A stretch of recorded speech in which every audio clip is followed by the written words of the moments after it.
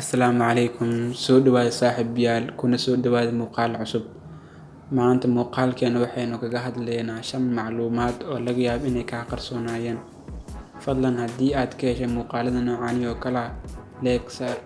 Mahadsanid.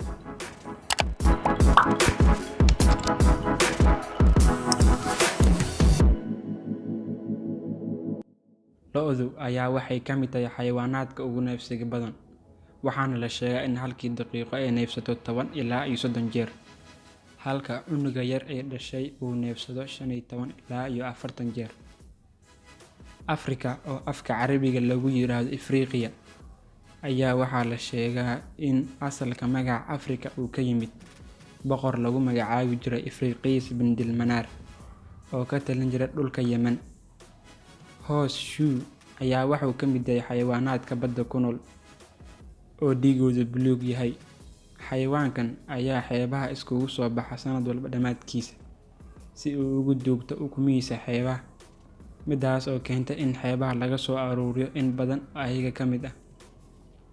Dhiigga xayawaankan ayaa waxa uu qiimihiisu joogaa $60,000 Mareykanka, waxaana la sheegay inuu ka hortag u noqon karo cudurka coronavirus.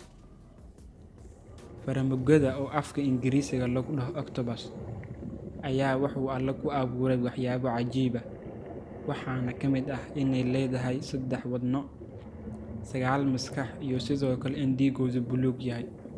2 ka mid ah wadnayaasheeda ayaa waxay dhiigga siiyaan qumbiyaasha faramugada oo gills afka qalaad lagu yiraahdo, oo ay oksijiinta ka qaadato, halka wadnaha saddexaad uu dhiigga siiyo dhammaan xubnaha kale ee jirka.